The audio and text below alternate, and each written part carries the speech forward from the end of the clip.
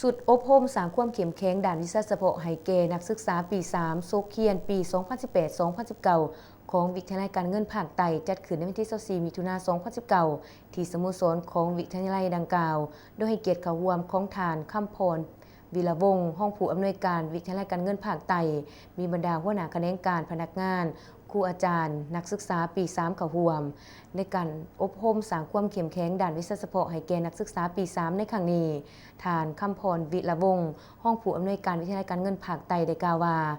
มีความจำเป็นและสำคัญหลายต่อกับนักศึกษาปีที่ 3 ที่พวมกำลังจะสำเร็จการศึกษากะเกียมออกไปประกอบอาชีพเพื่อรับใช้ประเทศชาติและสังคมซึ่งการอบรมก็เพื่อแนใส่ยกระดับความสามารถให้แก่นักศึกษาให้สูงขึ้นโดยนักศึกษาจะได้เรียนรู้ถึงหลักสูตรวีซ่าบัณฑิตวิสาหกิจภาษีและระบบไอที